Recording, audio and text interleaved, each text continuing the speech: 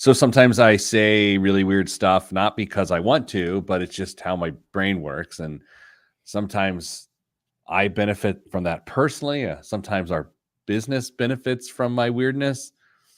Sometimes it is a problem. It gets me in trouble personally in relationships. Rarely does it get us in trouble from a business standpoint. But Kristen, this week, I had one of the weirder things come out of my mouth during a business conversation. Oh no. And I'm not sure what the result was other than just a really awkward moment that we all shared collectively. Hello, everyone. It's Spade Platter Show. Kristen's back. Hello. Welcome back. It feels weird when you're away from the show for 21 days, I think.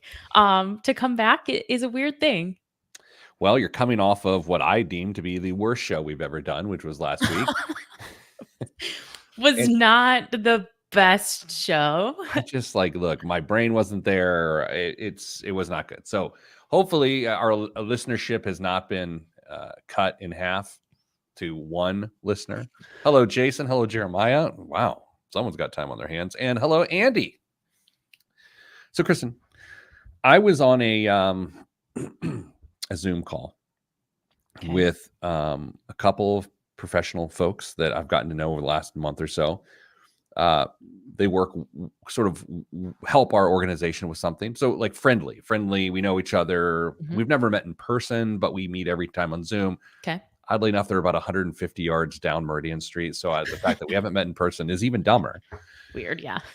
And the call, sometimes you get into a Zoom call, you come off a previous Zoom call, and then just like the small talk starts, and you're just like, you're already going from the last one, and then you're going back to small talk. It's weird. Mm-hmm.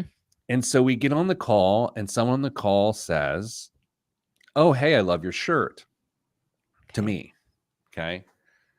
And it was a fine shirt. I mean, it was a new shirt. So it was neat that someone complimented me on it.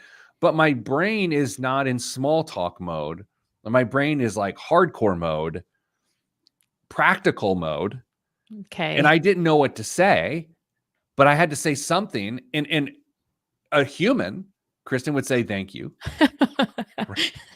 Touche. But my brain starts trying to solve for what seems like a Rubik's Cube. And I said, "Thanks, it covers my flesh." And it came out. That's so on brand. It was, and it came out, and I was not. It was shocking. I shocked myself. Yeah. Who from our organization was on that call? No one. No one, just you. No one.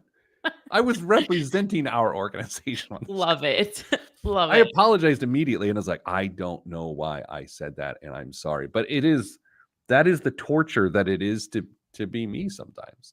Oh, that's funny. The thing is, it's like sometimes, at least early on, I would try to be provocative or funny.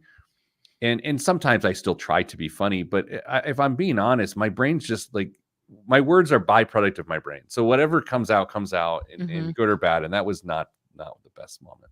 Yeah, you gotta, just like last week's radio show, right? You gotta take the good with the bad.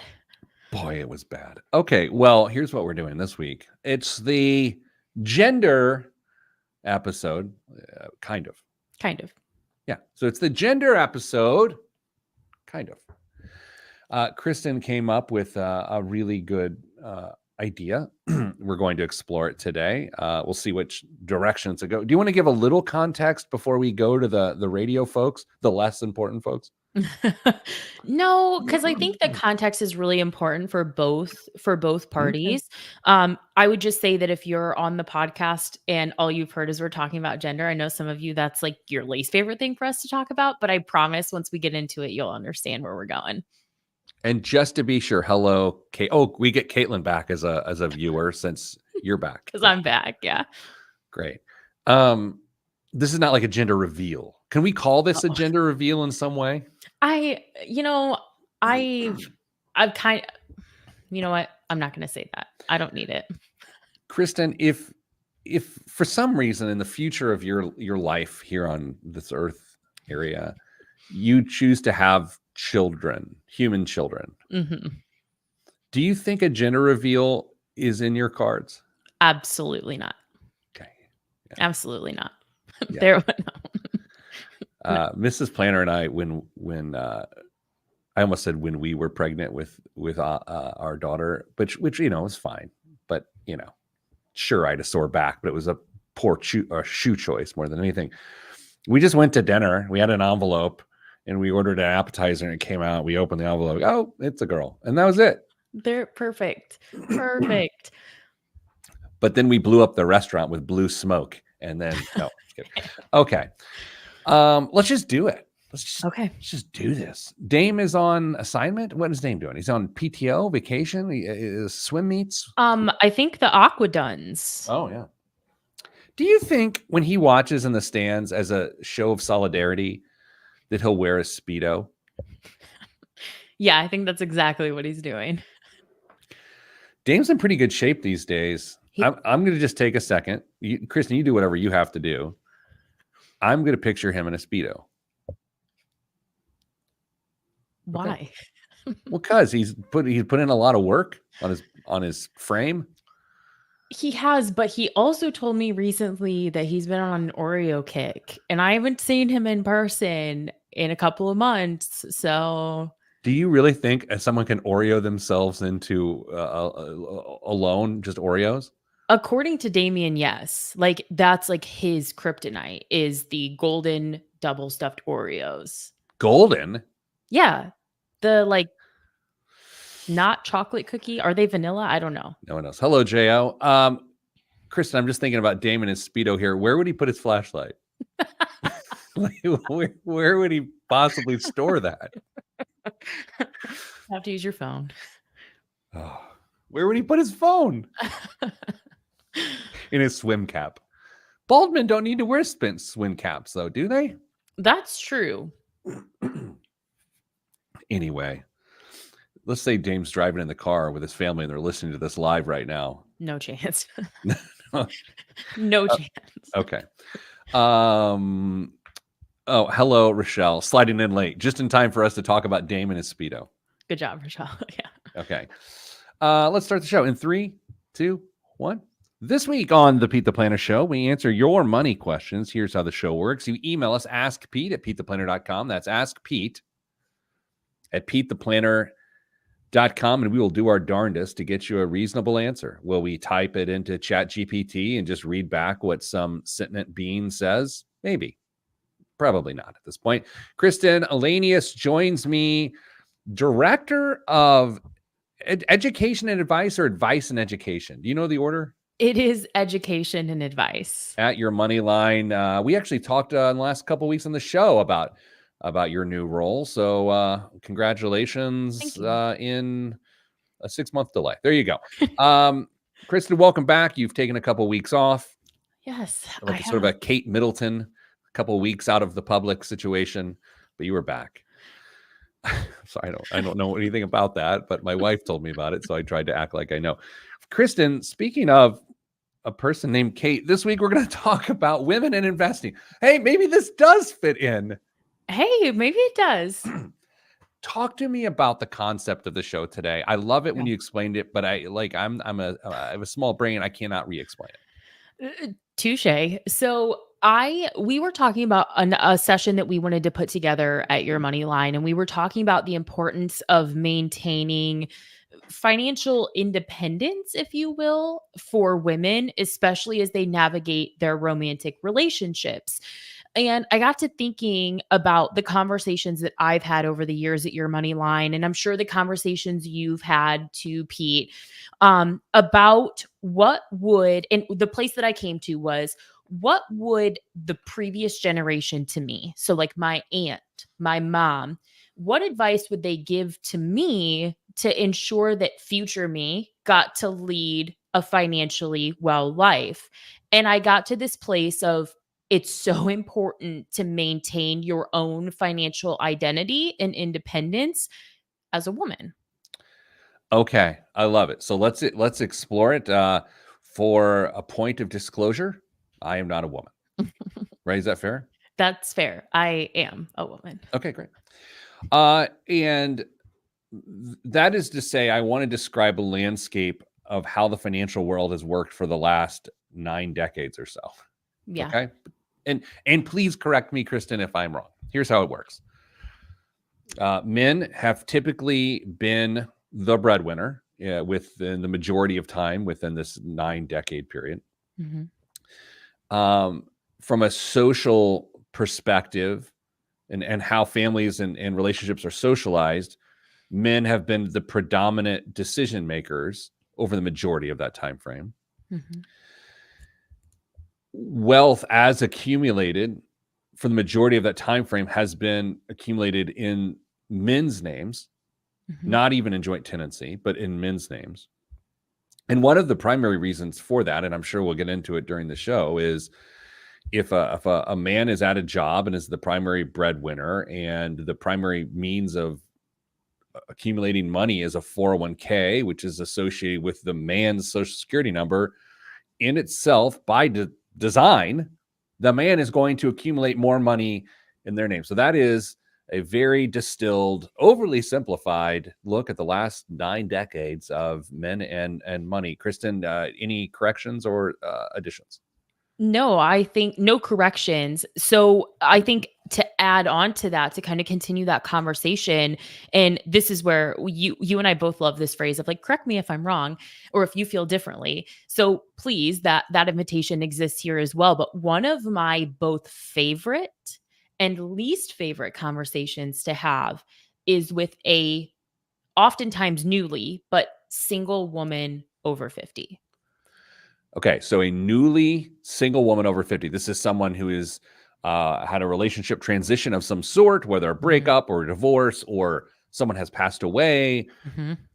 and it's eye-opening to them, and often, I would assume, filled with various levels of regret of I wish I would have done it differently.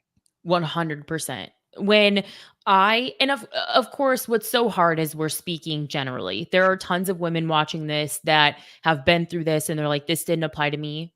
I love that. I'm so excited for you. But this is something we see so often in our work is I pick up the phone or I call someone and I have a woman on the other end of the phone who is managing her personal finances for the very first time, trying to understand the reality of the quadro that she has now, or the debt that she didn't know was in her name, or managing even just the basics of like logging into accounts that now she's managing, or how do I care for the house that I've lived in this whole time, but now I'm living, I was cohabitating. Now I am the sole owner, resident of this home. And that first conversation is often one of the worst conversations we have to have in this job because it, to your point, is often filled with like could have, should have, would have. Do you feel like, and maybe this is the next segment altogether, do you feel like there's different tips for women that are earning money and women who are a stay-at-home part of the relationship who doesn't have or don't have incomes tied to their name, to their social security number? Do you feel like there's the same sort of rules or standards, or do you feel like it's different? I think that I have like 10 that I kind of want to work through. Yes. And I think that some are more applicable to like the stay-at-home mom versus a working like spouse, but I think some might be more applicable for this side of the equation than this, but I do think that broadly they still apply. Does that make sense? I think if you're going to use pejoratives like broadly to describe women, I I'm sorry. I do want to say before we get going, and this is not virtuous signaling, although anytime you say this is not virtue signaling, I think by definition you're virtue signaling. Yeah. If this discussion today um, makes you mad because you feel like it's inappropriate, or if it makes it feel too progressive, probably time to dig a little bit deeper and ask why it angers you so much, because this is honestly just out of equality and equity. That's it.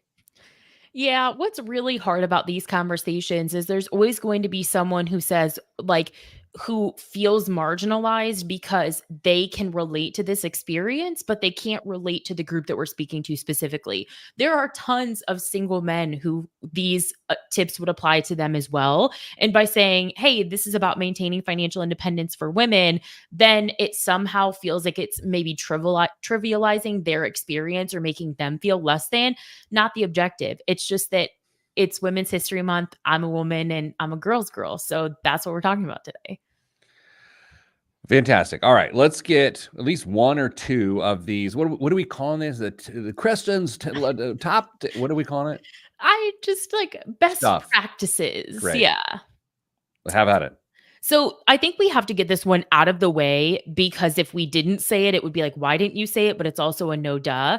It's just communication. Like, you have to talk. We talk about that all the time on this show, but you have to talk about money in your household, whether you're the traditional income earner or not.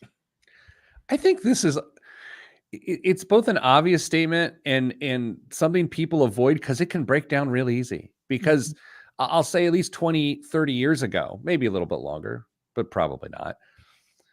If there was an earner and someone who wasn't earning, sometimes dollars equaled votes, right? It's, hey, I'm making the money. I'll decide what we do with it. And that is certainly the way it was for quite some time. It's kind of gross in retrospect. And so, yeah, I think people kind of sweep this under the rug from the very beginning because communication can be difficult. Now let's do this. I know we've hit one of your 10 of your best practices, but we needed to set it up for the whole show. The rest of the show is dedicated to this topic: women and money, separate financial lives together. How does all of that work? It's all going to be driven by, of course, Kristen Lanius, Director of Education Advice at Your Money Line, right here on the Pete the Planner Show. I'm Pete the Planner. Yeah, Kristen and co. Really?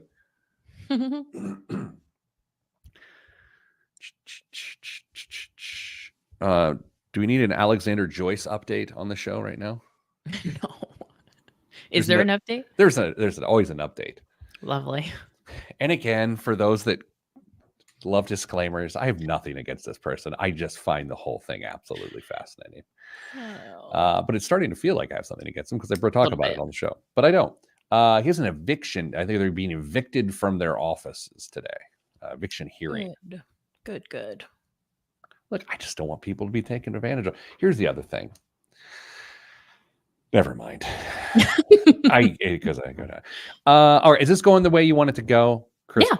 Yeah. The only thing we didn't touch on, and we can just, I guess, say it here on the podcast, is that what we tend to see in these conversations is that often there are women who are very hyper independent when it comes to their money. And sometimes there are women who are very, very dependent. And my job is to not tell you what level of involvement you need to have, or like how to run your personal relationship. But we do have to like be proactive about who runs our personal finances. So it's okay. It's okay if you want to be not the financial decision maker in your household, but you still have to be part of the conversations. Fair. Hello, Lil Spence. Hello, Chris. Amy, welcome. We already said Rochelle. Okay. You want to go back at it here? Yeah. I'm all fired up. We got Kristen's top 10 broad tips for broads. Is that what you called it? It's exactly what I said. Yeah. I'm just kidding. I'm sorry. Just kidding. My daughter may have gotten her first real job this week, other than soccer reffing. Really? She turned 15 this week, which is kind of wild. Wow. How do you feel about that? It's fun to watch. Mm-hmm. It's like every day's a cliffhanger. She starts taking driver's ed online here next week, and then we'll get her permit. But she and I have been out driving in the school parking lot for a while, so I'm not really too worried about that. That's fair. I am going to have to save money to buy a car or help buy a car for her out of practicality, not out of luxury, because it will make our lives easier if we don't have to drag her everywhere.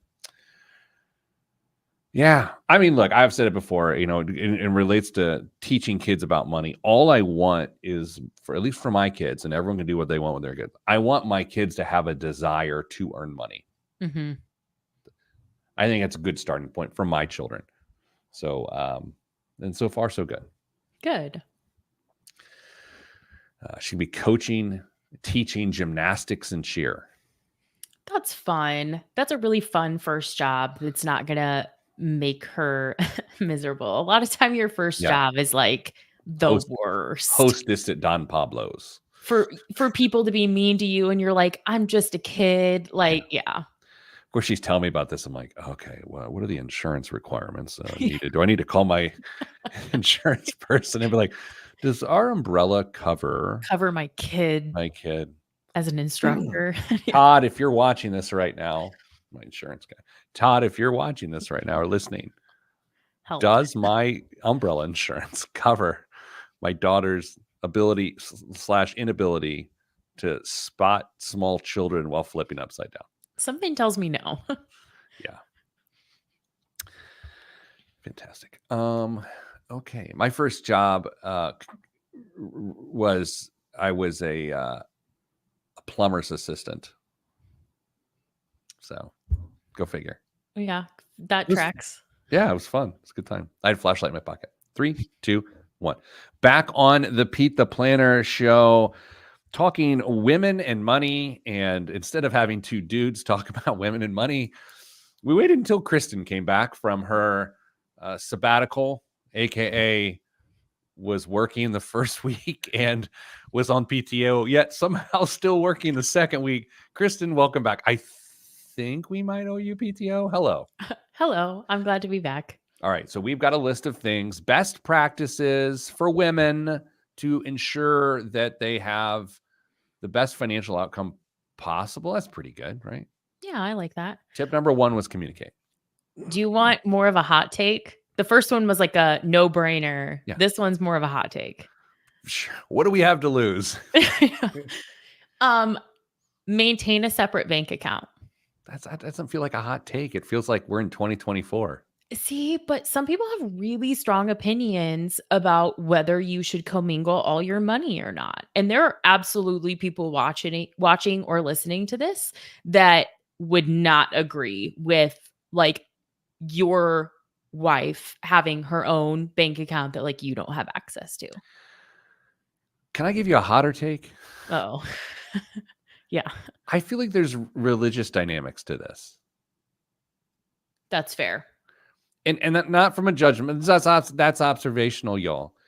Of like gender roles in marriage or relationships based on biblical teachings or other faiths. I think sometimes what I've witnessed, at least, is a willingness to usurp power financially from women, and it manifests itself in banking. How about that? I don't think your observation is not incorrect. We see that a lot. And there's a few different reasons for this. I mean, one, it's practical, right? If you share all of your accounts, how do you surprise your spouse with a birthday present if you share all of the same accounts? Like they know already. And maybe you don't even participate in those types of things anyway. Or but from a realistic perspective, we talk often about women who feel that they can't leave the situations that they're in because of the financial reality. And there are absolutely women who are forced to be in relationships because of the financial dynamics. They don't have access to funds to escape their situation. And if you're someone in that situation, to suddenly say, hey, I want my own bank account is probably not something that we can just launch into that relationship dynamic. But when I think about what would a future generation tell me is to say, hey, you should maintain your own bank account because it's best practice. You just never know what could happen. I know my role on the show has always been to just say unhelpful things. Mhm. So I'm going to do that again. Great. I wish that when we started with this point, this practice that you just mentioned, women should always have their separate banking account. I wish that wasn't deemed a hot take. Like there's just no reason for it to even like culturally be considered a hot take. I think there are reasons not to. Certainly, there are reasons not to have women having their separate checking accounts, but there's a lot more really good reasons why every adult Mhm. let's take gender out of it, Yeah, because on some level, Kristen, this conversation can be about same-sex couples. I mean, absolutely. there's just has nothing to do with gender. It has to do with the dynamics of a relationship where someone possibly earns less or nothing compared to the other person. So yes, 100% someone should have access to their own money, even if they don't earn money. Yeah. But that itself is people are going to argue about. Oh, they absolutely are, because then it opens up this can of worms about, like, well, then are you, like, giving your partner an allowance? Like, someone will just run with that. Yeah, I mean, I'll just say this: like in my household, I'm the income earner, but I view it as our income collectively, and so Right. we have separate checking accounts because it's just ours. So we don't. I mean, I don't particularly care who earns it, um, but whatever. This isn't about me. What's tip number 3? Attend meetings with the financial professionals in your life. Man, that's where it goes off the rails pretty fast because it's like, oh, that stresses me out. I don't like the finances. Mhm. Oh, this is your friend from college, Mhm. whatever. And I think this also gets into the gender of financial advisors. It does. And there's a stat that I use in a presentation that I give sometimes, that 7 out of 10 widows change advisors within 1 year of their husband's death, which there could 7 out of 10. So, what are the reasons for that? Is it because maybe I moved then to be closer to kids or grandkids? So, just geographically, I needed to change? Was it because when I sat down with this individual as a widow, I said, I don't know why we ever worked with this person in the first place? And there could be a number of reasons why that happens, but I what I know to be true is a lot of them are because those women are not participating in those conversations. And if we are participating in those conversations, would those outcomes look different, or would we be talking about different things if I were in the room as the woman in that relationship? So I've got, oh, I don't know, hundreds of, if not thousands of friends in the financial industry, Mhm. thousands of friends in the financial industry. And most of them are men. And so when I say what I'm about to say, I risk them getting mad at me, and I don't care. Seek out a financial planner who is a woman. Mhm. And there's a lot of practical reasons. There's a lot of studies around risk and discernment and just so many different things. That's not to say fire your male advisor, but if you don't have a financial advisor and you're going to dip your toe in the water, start with a woman. Why not? There's Mhm. just no reason not to, especially if you're a married couple, because it will keep both people interested. Mhm. Yeah, it changes the dynamic, the perspective of the conversation. I think that's a great idea. It is when I was a young whippersnapper growing up in this financial industry, the best, most well-respected financial advisor in Central Indiana, who was CFP, Certified Financial Planner of the Year nationally, I believe a couple times in a row, was a woman by the name of Elaine Beadle, who um, still to this day is just a powerhouse in the financial world. Mhm. And I hate that there has to be this trailblazing aspect of gender still in 2024 in financial advising, because it's kind of silly. Even if you go the who can you trust route, how many Ponzi schemes and fraud cases have you seen with women as financial advisors? Let me do the none, zero, none, literally zero. I've never heard of one. So there you go. You'll get an email about that now. I don't care. I don't read my email. What's next? Oh, we only have a little bit of, man, this is 3 segments. I I told you know. are we on number 3? We're on like 3 or 4, I Okay, think. what's next? This one is a huge can of worms, so we might have to go into the next segment. Work to maintain retirement equality. I don't know what else is on your list. Yes, you sent it to me, but it's not like I do show prep. Absolutely not. Chris, I can't imagine anything else we're going to talk about today is more difficult than what you just said. I know. That's why I probably shouldn't have said it with like less than a minute to go in the segment. Just on earnings alone, Mhm. because of the way employer sponsored retirement plans work, it's virtually impossible. It's virtually impossible. Mhm. 'Cause- Yeah, you absolutely have to be really proactive about is in dual income houses, this is hard in dual income houses too, to say, are we saving at the same rate? How is this working for us? And we can dig into that more in the next segment. And that's exactly what we'll do, because a 401k is 3x what you can put into an IRA. And we'll explore why that matters next on the Pete the Planner Show. I'm Pete the Planner. I love that we're doing a show on gender, and I just physically gave you a wrap it up and quit yapping sign on camera. It's fine. And I'm so uncomfortable. Hey, can you quit being so lippy? Can you quit taking up all my airtime? Jiminy Christmas, so shrill.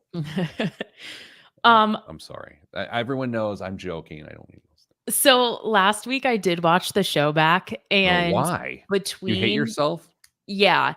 And between the first and second segment, maybe you asked Dame if you guys had a third segment, and he was like, no. And you did this, like, you were like, where's Kristen? And you were like, Kristen. And it was giving Tom Hanks in Castaway calling for Wilson. And Yeah. I almost clipped both of them and sent it to the both of you, but I didn't feel like putting that much effort in. So Since we're talking about women today, I went on a hot date yesterday at lunch with a woman. My your wife. wife. Yeah. I love my wife so much. But I've yet to cross over to the bumper sticker that I love my wife bumper sticker. That's good. Yeah. I think we've actually talked about the I love my wife bumper sticker in like the practicality of it, and like, who is it for? Is it for your wife to see it? But I mean, it's bumper stickers in general. It's like, who is, so let's say there's a guy with a beard who's wearing like dark Lee jeans. Like, I'm just painting a picture for you. Okay. But he's got like on white Reeboks Okay. and a rugby shirt, but not like I play rugby, but I bought this in 94 and it still fits. Okay. And he's got a Ford Splash truck, and there's a bumper sticker that says, I love my wife. And he gets out of it, and he's got his cell phone clipped to his belt. I'm just painting a picture. I mean, I'm not, nothing specific here. Who is the bumper sticker for? Is he trying to inspire me to go rugby? Is he trying to tell his wife, who's not convinced because this guy's got so many options? Like, Kristen, who is the I love my wife bumper sticker for? Is it for the kids? No. It's for the wife's friends. This is why you're a genius, because I would never have thought. Yeah. He wants the wife's friends to know what a good husband he is. Is this passive aggressive because he thinks the other husbands are jerks? It's an alpha male thing among their respective partners is what it is. Yeah. By the way, Eric may have made the point of the year here in the live stream. Hold up, Kristen making a movie reference. Kristen, we had a team activity yesterday, and I was not concerned that when it came to the movie quotes section of the game that you were going to do well, because you've never seen a movie.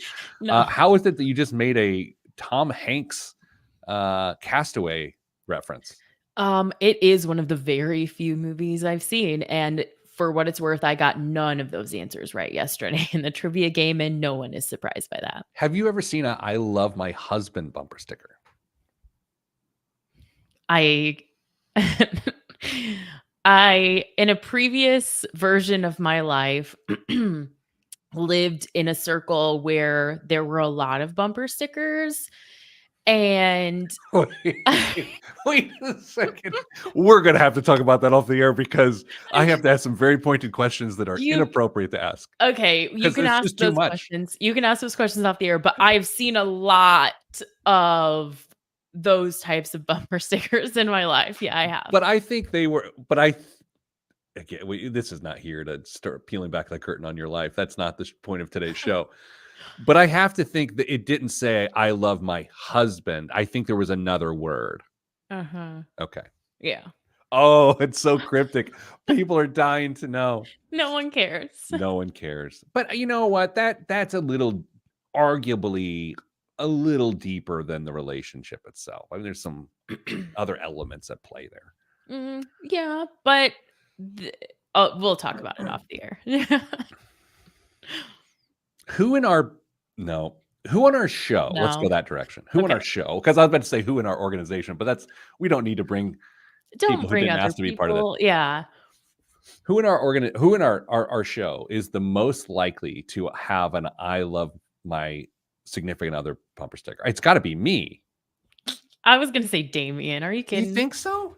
On their like more family vehicle though. Not He's the on car guy. He would never put a bumper sticker on anything.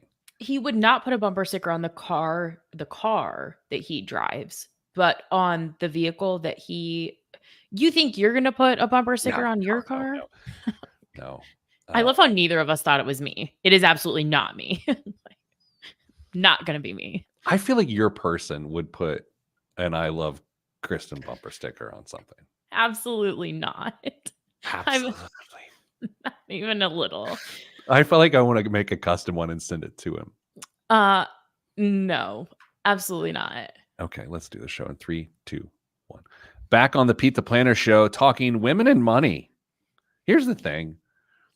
We are not yet in a world in which women are on equal financial ground. Just plain and simple. You can't say it much differently than that.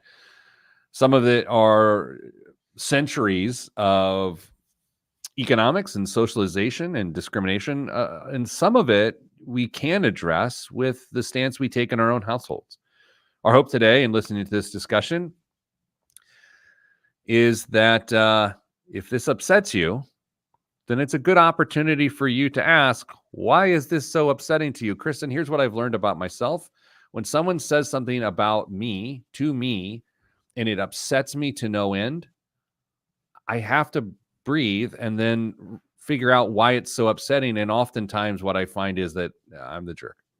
Yeah, I get really defensive too because I try really hard to always be putting my best foot forward. So when I feel called out, immediately I am defensive. We're back to this one. We go like try to have, what do you say, equal balances, or try to create a scenario in which retirement accounts, specifically qualified accounts that you generally don't access till you're 59 and a half, that there's some level of equality within those accounts. As a person, as a one income household, that would be really, really, really hard for us. Yeah. Yeah, it's not going to work in every situation, but even in those dual income households, it's so important that we're saving for retirement at the same pace, even if there's income discrepancy. It's like, okay, but we're both saving 10% of our income so that at the household level, we're saving 10%. It doesn't necessarily have to be so I take this back to a conversation that I had some years ago about a couple that were very, very proactive about this, where the husband said that they actually contributed more as a percentage to their wife's account than his account, because that was really important to him. That if, of course they planned to spend their whole life together, but they felt like their income at the household level was all the same. Like, this is our income. So why shouldn't our retirement balances reflect that? And the reality is that if they would separate as part of their divorce, would she receive some of that money? Perhaps. But I think it was just like, it was really, I think, touching to me to hear him say that that was so important to him, to make sure that she felt like she had equity or equality in their retirement accounts. Did that person have an I love my wife bumper sticker? Probably, yeah. This is interesting because what I can hear the other perspective on this is, what's it really matter? Our money is our money and it's hers as much as mine. But if that is the approach and you try to mitigate risk, like what could go wrong, she is still bearing the brunt of the risk in that scenario, as far as I'm concerned. Yeah, and then you get into these situations sometimes. Like Dame had this really, really great case not long ago where a woman received a qualified domestic relations order, where she received retirement dollars as part of her divorce. And then she was concerned about not being able to support her children because she was still raising her children. She had full custody of them and was looking at potentially using some of those retirement dollars. And when those dollars come from someone else's retirement account after the fact, Hmm. they feel different. Mm-hmm. And I'm like, wait a minute, wait a minute, wait a minute. In If we wouldn't have received these dollars as part of a divorce, my advice would be absolutely don't touch the money to sustain your household. But the conversation feels differently because of the origin of the dollars. So I think that's part of the dynamic too. What other best practices should we consider today? Make sure you know your shared liabilities. Make sure you know your shared liabilities. By liabilities, do you mean debt? Anything that you would anything that your name is on. Is it your mortgage? Is it and make sure you understand if your name's not on the mortgage. Like, so for example, what if let's say you're dating someone, they own a If home. I'm dating someone, can you please not tell my wife? I am a girl's girl. I'm telling your wife Okay. yesterday. I Okay. would not date anyone. I don't want to get in shape. Go ahead. Continue. Uh, so if you're dating someone, let's say I'm dating someone Okay. and he owns a home and I then move into that home, we get married, that home's in his name. What happens in the event that there's a split, or especially if we're not married and there's a split? I don't have any claim to that home. My name's not on it. I'm not building any sort of credit in my name. So that side of the scenario, the equation is super important, but also understanding what your name is on is supremely important. Okay. I was listening to you, and I'm considering every word you're saying, Okay. and at times I'm going, it's a good point. In a perfect world, yes, yes, this, that. But then you say, because if you don't, then maybe someone is not building credit. In the event that something happens, they have no credit. Hook, line, and sinker. You got me. Like that alone is reason to do this. Yeah, that's actually one of my tips is to build and maintain credit. I can't tell you how many times I've worked with someone, we're looking through their financial reality, and then we pull up their credit report, and I'm like, "What is this?" And they're like, "Oh, it's a car." And I'm like, "I thought you didn't have a car payment." And they say, "Well, I don't." And I'm like, "Your credit report says otherwise." And they're like, "Oh, that's my ex-partner, my ex-spouse. It's their car, but they didn't have good enough credit to refinance it, but they drive it and they make the payments." And I'm like, "But what if they don't?" This is this is enlightening. I'm so glad we're doing this. What's next? Get a prenup. Okay. Wait, so earlier in the show, you like have separate banking accounts. This is the hottest take we're gonna have. I didn't say And then hottest. wow, you were like, this is a hot take. And now we get to just casually hey, get a prenup with no warning. No warning. What if I was drinking a hot beverage? Well, the good news is though the radio listeners can't see you, I can, and you weren't. And as the show goes on, I feel as the show goes on, I get less concerned sometimes, I think. Sometimes I forget that you've been on the show for less than 2 years, correct? Yeah, actually. You're so good at this. You're so good at this. Thank you. And it's like I just had a moment there. I'm thinking 2 years ago, what just happened, which to others may not mean and feel like anything, couldn't have happened, and it happened, and I feel good about that. That being said, prenuptial agreement. Here's the thing. You have one if you're married. It's just that the state made it for you. Oh my gosh, what are you writing Hallmark cards now? No, I heard that from an attorney some years ago and it just really stuck with It's me. it's cute. It And it's works. true. Yeah. Like, the state has a plan, and if you don't like that plan, then maybe put one together on your own terms. I always every time I think of a prenup, I think of hey, if you love me, you get a prenup. And then I think, well, if you love me, you wouldn't ask. And then it just like goes back and forth. It's like gift of the magi. I sell my watch to get you a clip for your hair, and you sell your hair to get me a fob for my watch. It's the gift of the magi. Anyway, Uh-huh. what? You've never read Gift of the Magi? No. I take back what I said about 90 seconds ago about you. So if you've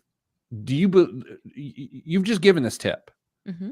and this is something that you would personally employ if necessary. I absolutely, if I got married, would have a prenup. Yeah. That wasn't a judgmental, but it sounded like one. A little bit, yeah. I'm, this is not the best topic for me. And the reason is I've been married. This is my 24th year of marriage. I got married when I was a child. I was 22. And my wife was also 22, and she actually looked like a child at the time. So it just feels like me not knowing what I'm talking about by trying to talk about this topic. So I am just going to be a listener on that one. Can you hit us with one more with 10 seconds left? Work with either a financial therapist or a licensed marriage family therapist as part of all of this. Wow. Now I got a new advisor, and they're a therapist. That sounds expensive. Coming up after the break, you know what else is expensive? The biggest waste of money of the week. And the news right here on the Pete the Planner Show. I'm Pete the Planner. The winning channel just lit up. Did it? Take a look. I am. Okay, that's good. That's good. Lovely. Okay. Go, Leah. I am so proud of you. You're so good at this. Thank you. That's so kind. Well, I don't know. I don't know if it is or not. It's just the truth. I was telling your boss about this just the other day. So there you go. Thank you. I am in fact not your boss, which is best for everybody in the world, especially you. I think it would be really interesting, I feel like, if you were my direct supervisor for like this interaction specifically. I don't know if it would be like, I think it would be different. So I'm glad you're not. Yeah, no, I think no one needs that. Anywho. I only have 3 news stories, by the way. So please don't, after the third one, please don't say what else is in the news, because nothing's in my news. You know what? Let's see how good you've gotten at radio by saying that after the third news story. Don't.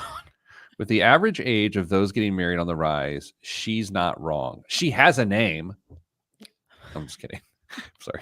People are already established versus 2 broke kids getting hitched. That's right. That's like, I mean, Sarah and sorry, pardon me, Mrs. Planner and I. Oh my gosh. I'm not. It's not that I don't mention her name because it's like Voldemort. It's more of. It's more that she just doesn't want to have anything to do with this. That was fabulous. Yeah, I have a milestone birthday coming up. So maybe I feel that's like why 50?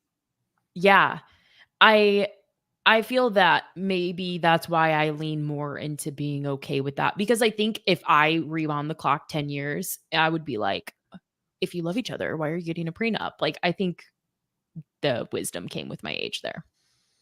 Yeah, I'm an older fellow. First soccer weekend, official soccer weekend of the spring starts tomorrow. Tournament for young Theodore. Very excited. I can't relate.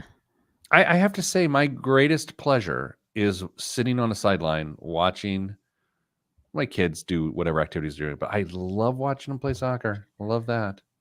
Okay, so that's interesting because as LinkedIn user, unfortunately on our side, no, you don't. The funniest thing is LinkedIn user just tried to trash me and say, I have a name too, Peter, but it comes through as a LinkedIn user. So you, in fact, do not have a name, ma'am or sir. Good day to you. So what's really interesting is, as an observer, when I live by like an area where there's multiple baseball fields and diamonds and the tennis court and all this stuff in a park, and I don't feel like most parents are enjoying their time. Personally, when I walk by, it just doesn't really seem like your reality is what I'm seeing as far as the masses are concerned, which is interesting. I don't want this. Here's why I enjoy it. Okay. And this is me. This is me alone. I know how hard, and specifically around Soccer for Dad, I know how much work he puts in outside of practice and outside the games. And to me, I love to watch him see the impact of hard work. That's the long and short of it. And that's why that specific thing is more exciting. Like, I watch him play basketball, but I don't feel the same way because he doesn't work like that outside of basketball. So that's why hey, I realize, listener, you don't care. I understand. I don't know why I started talking about that. I asked. Thanks, Kristen. You're welcome. Okay, here we go. In 3, 2, 1. This week's biggest waste of money of the week, right here on the Pete the Planner Show, is... Oh, I'm pulling it up. Everyone calm down. Yeah, here it is. The burial crypt near Marilyn Monroe and Hugh Hefner. You may not have gotten a chance to meet them when they were alive, but now you can spend the afterlife not far from Marilyn Monroe and Hugh Hefner with this mausoleum crypt located in the Corridor of Memories, Wall B, space C3, at Pierce Brothers Westwood Village Memorial Park and Mortuary in Los Angeles, California. The one space crypt sits just one row above and 4 spaces to the left of Monroe's. Hefner had a similar idea in 1992 when he purchased the space directly to the left of hers, saying, "Spending eternity next to Marilyn is an opportunity too sweet to pass up," end quote. That is the grossest thing I think I've ever read. And she had no say in it. The crypt is now up for auction from Julian's with an estimate that I'm not going to share with you because that's the whole point of Biggest Waste of the Money Week. I have numerous hot takes here that I would like to share with you. Oh, please fire away. Number one, that's the grossest sentence I've read on this show in the history of the show. There is no debate. It made me cringe as you read the copy. Spending eternity next to Marilyn is an opportunity too sweet to pass up. That is so weird. No. Hot take number 2, and this is the hottest of takes. Of the show or like period? Period. All right, here we go.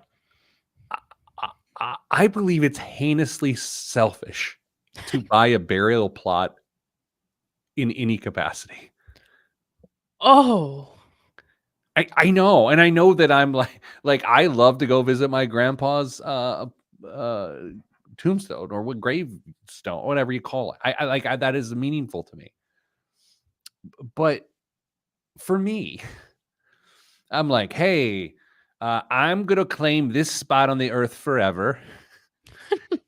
Good luck, everyone else, finding your own spot. This is my spot. Like, I personally find that really selfish. Am I judging others who do that? Kind of no. But for myself, it's like, hey, I know that this world has theoretically been here for millions of years and will last at least another 130 or so. But this is my spot. Kristen, what say you?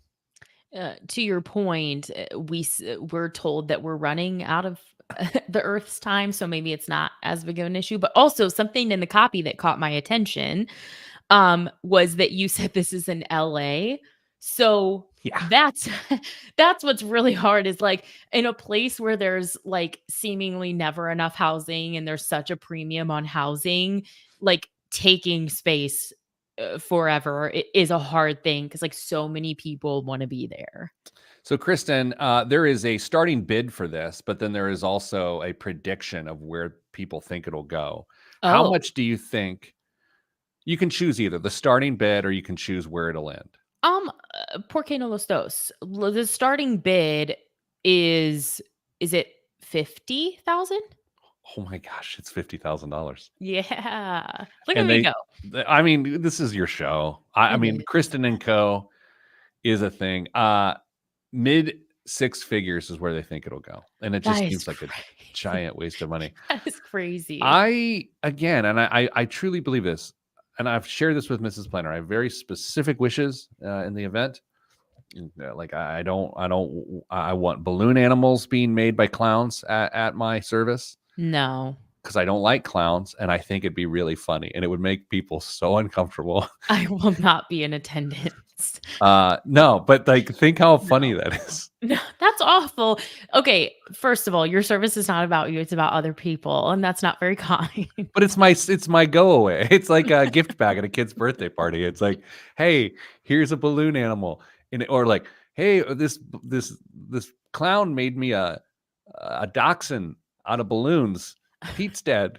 I just think that's so funny, and I would like to share that with others. Oh my, I won't be there. What's in the news this week? 4 years ago this week, the World Health Organization declared COVID-19 a pandemic. We love to talk about these unprecedented times. So, here's a quick check in on 5 key metrics to show you how life has and has not changed. So, I thought we could kind of guess at these. Okay. Okay. So, the number of days Americans spend working from home has increased by how many times? Well, I mean, that's a weird question because there's only 5 work days a week. No, no, like, so this is hard because of the way they wrote the statistic. How many fold? Is it like Oh, threefold, tenfold, threefold. fivefold since Fivefold. 2019? I don't even know. I don't even know what that means, other than you stretch it out beyond like how many a month or whatever. Yeah, that's a thing now. Yes, we Tell know. us, tell us how you feel about people working from home, Pete. I think it's great. You're at home right now. I worked at home one day last week or 2 weeks ago. Got a ton done. See, I love working from I've evolved a little bit. home. That's so great. I'm so happy for you. Yeah. Okay, domestic air travel. Are we Oh, at pre-pandemic levels? Are we still not quite back to where we were? Are we back? Are we past where we were I pre-pandemic? feel like we're past where we were. Absolutely. We Yeah. are above pre-pandemic Yes, levels yes. of air travel. Okay, good. Live Nation just had its best year in history in 2023. How many million tickets do you think that they sold in 2023? It's my household 0. I have no idea. If you want to talk about the black box of knowledge that exists for me, it's Yeah. anything to do with live music. I know nothing. They sold, you don't want to take a guess at how many million I tickets? I don't, Kristen. There's 2 things I am terrible at: population in general Yeah. and live music facts. So you've just taken the both of them. Okay, I'll give you my best Right guess. together. I'll Okay. give you my best guess. I can't wait. 7 trillion tickets. I don't know. I said don't know. million. I don't know. 620 million tickets in It 2023. means nothing to me. It's That's monopoly fair. money. That's fair. 720 million tickets. 620. 620. Oh, Yep. okay. Well, that matters. So that's more. Yes, they had their best year. Of course they did. All my buddies hate Ticketmaster. Zoom shares are down what percent Oh, okay. since Yeah. March 11th of 2020? 40%. How did you know that? It was a guess. That was right on. Zoom shares Well, are here's the down thing. 40%. I'm a business person. Yeah. Hey, can I ask a question about concerts real quick? How Yeah. many concerts have you been to in 2024? In 2024, If you need to just say the last 30 days to be able to count, that's fine too. I think 2. In 2024? Yeah. That's it? Yeah. It's the spring, summer's concert time. It is? Yeah. I'm trying to go to a concert tonight. So cross your fingers. You need a I love my partner bumper sticker to pull that thing off. No. Hey, so how many will you go to in 2024? It totally depends on what tickets end up being available. I mean, concerts are my preferred discretionary spending. So, and it also depends on who's on tour. Last year, I didn't go to that many concerts because I saw 2 really big names in concert, and those tickets were so expensive that it just kind of wrecked the budget for the rest of them. But you never know. I've been to 2 concerts, No. 2 concerts this decade in the last 10 years, I Oh think. my God. I saw Michael Bublé. It was a business thing. Someone invited me and Mrs. Planner, and we sat in a suite. No. I have to What? stop you right there. You've What? seen 2 concerts in a decade and you chose to spend one of those experiences on a Christmas No, album? I didn't choose to do anything. Someone said, "Do you want to go to a business thing?" And I was like, "Yeah," And you went? because Mrs. Planner wanted to go. Take it up with her. Oh, go ahead and argue with her. Let me plan tell you how to. that will end for you. I've Our lost. couch is no good. And then the other one, I did see Erica Badu at the House of Blues in Orlando, but that was like 20 years ago. And it was amazing. And you don't know who Erica Badu is. No. That's the worst part of this. All right. So there's our one news story of the week. Thank you, Kristen. You're welcome. Thanks for listening to the show this week. If it made you feel uncomfortable, great. Send you good vibes because good vibes are all that's in the budget. I'm Pete the Planner. This is the Pete the Planner Show. And we're back. The show is back on its footing, feet. I was so bad last week. No matter how good Dame is, he couldn't save the show last week from myself. You have me seriously questioning if I've been to 2 concerts this year. I went to a concert last week, but I don't know if I've been to another one. Okay, you get a chance to go to, and we may have to have a non-Taylor Swift answer. Yeah. Okay. You get to go to one concert in 2024, and the person has to be alive. You can't be like, oh, I want to see Johnny Cash. But in Folsom Prison. What act are you going to see in 2024? How close I get to be to the stage absolutely is a factor because Really? well, for certain yes, it is.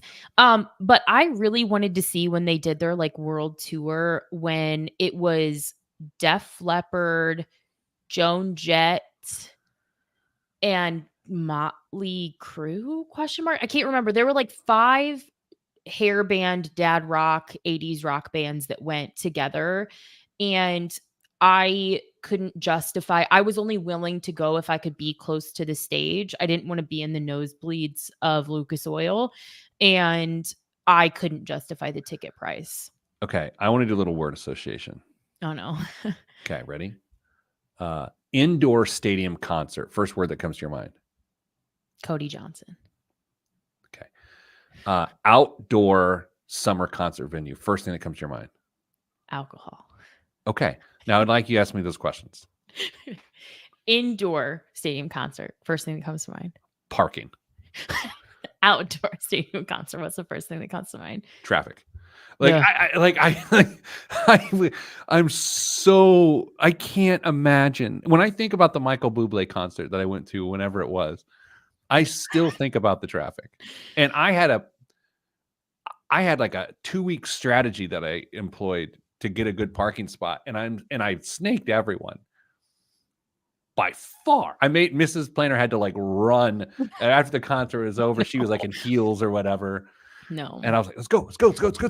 She's like, why are we running? It's because there are literally thousands of people trying to head towards the roundabouts. We got to go. Yeah. It took us an hour to get out of the parking lot at the United Center last week. And we got home at 3:45 a.m. That ain't the life for me. Yeah. Because when you guys were like, I wonder if Kristen's watching the show, I had just woken up. Yeah. I was sleeping. Well, this was delightful. I hope people get mad about this show, honestly. I hope they do, but I hope that, here we go. I hope that they are introspective enough to realize the importance of the conversation. What I do not want to have happen, there's a woman listening to the show who has, I'm using air quotes, which is always helpful for a podcast, has done it wrong. Yeah. I don't want them to feel disheartened or like a loser. I don't want that. I think I would rather it be more empowering of let's go. Yeah. And the other side, the thing I didn't say in the beginning, and maybe I should have to kind of prevent some of that, is that the reason why conversations with single women over 50 are some of my favorite is because I know statistically the chances that this woman gets her financial life to be in the best place after the fact are so high. There's no one that I count on or that I think that I can count on quite like someone who calls me in those situations, because she's gonna figure it out. That's just the reality of the situation. Thank you for putting this together today. You're welcome. I'm going to go to a meeting now. Good luck. But I'm not in a rush, Jeremiah. So calm your boss hog of liberty down. As Yeah. a podcast reference. Kristen, what are you consuming media wise right now that is interesting and you want people to consume? I am listening to the Matthew Perry autobiography. And it's very eerie. It starts with talking. Have you listened to it? No. One of the very first sentences is about how you should consider something to the effect of you should consider that you're hearing this from beyond the grave, because he narrates his own audiobook. And now after his passing, like hearing someone kind of like talk about something that came to fruition is a weird thing, but I am listening to it and so far very good. I am listening to Say Nothing, which is a true story of murder and memory in Northern Ireland. It's by my favorite writer, Patrick Radden Keefe. I've avoided this book because I have no interest in the topic. However, I love the writer so much, I'm trusting him to take me down a compelling path. The audiobook narrator is Irish, so it's an Irish accent. So I'm going to try to blow through it on St. Patrick's Day here in a couple days. On 2.5 times speed. Yeah, exactly. Yeah. That's how you learn. Oh, and also Love is Blind. Great season. I'm going to just acknowledge that those were words. Yeah. Somebody Feed Phil on Netflix. Amazing show. Okay. We've lost each other now. All right. Everybody, good luck with your lives this week. I hope they go how you want them to go. Kristen, always good luck with your life. Thank you. Stay getting money.